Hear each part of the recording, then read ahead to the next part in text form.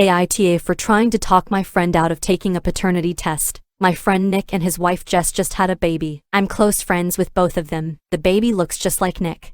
There is no question they are related. One of Nick's friends is a bit of a MGTOW type of guy, and he brainwashed Nick into wanting to take a paternity test. Nick asked my advice on how to bring up this topic with Jess. I was shocked. I thought their relationship was good and they trusted each other. And the baby looks just like Nick. I started asking Nick questions as to why he thinks Jess cheated. What did she do that made him suspicious? He admitted that she didn't do anything.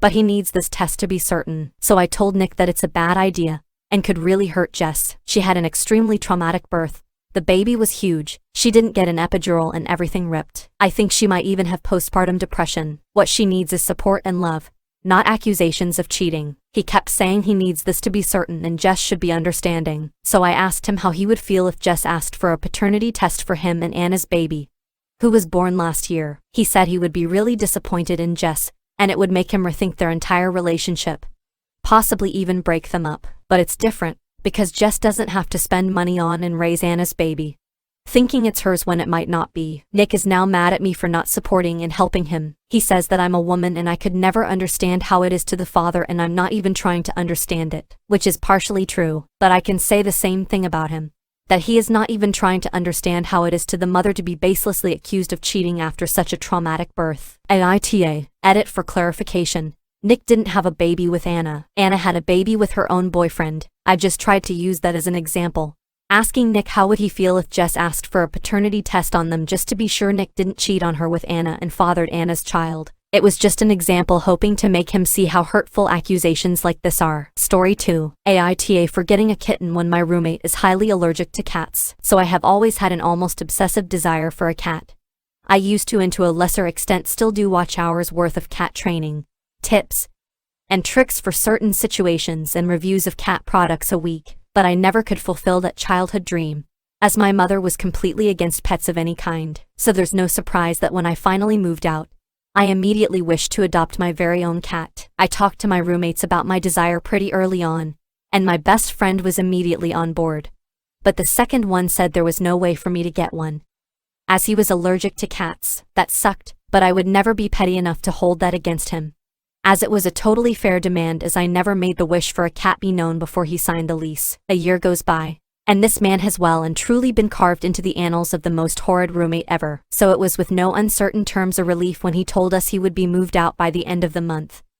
I asked a couple of times to clarify the date, but all he said was, "You will never see me again before the start of July." So I started looking for kittens. After a lot of weird cat owners, I finally found probably the cutest thing to ever exist, and all for the price of $100. I started buying the necessities: the scratch post, kitty litters, a big 10 kilograms bag of cat food the seller recommended, and probably an unhealthy amount of toys. The kitten would be ready for pickup on the 4th of July, which fitted perfectly when the roommate would move out. I think he noticed all the supplies I bought, because he confronted me about it earlier today, and scolded me about how inconsiderate I was to get a cat when he was allergic, that I hadn't consulted him, etc., etc. I was monumentally confused, so all I said was, "How is me adopting a kitten any of your business when you will have moved out long before the kitten gets here?" He blew up, got pissy, and said that he wasn't moving out before the end of July instead, and that I just had to cancel my deal with the sweet lady who I bought the kitten from. I told him in no uncertain terms to kindly piss off,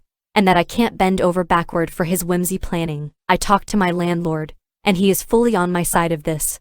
But there's that little voice in my head asking me, AITA, edit, I see that a lot of you are under the impression that I live in the States, which I must correct you that I don't. Most cats found in shelters here are from wild colonies or from horrible homes, and therefore there are extremely stringent requirements in vetting to adopt a cat here. I literally paid $100, which is cheaper than what the seller has spent on the kitten in the past 12 weeks in food, vaccine, and so forth. There is also no overabundance of free cats, and there's a huge buyer's market for them, where they are indeed overpriced, but they are in general really expensive. Story 3. AITA for telling my husband to give me back our child in front of our relatives. My husband and I have a toddler who is almost 3 years old. He is in the midst of his terrible twos, and most days are extremely trying. He is currently also showing a strong preference for me over my husband. He refuses to go to my husband and prefers that I do the caretaking and comfort him when he feels down. My husband is really down about this, and rightfully so. Yesterday we had a small family gathering that included extended family. Towards the later part of the gathering,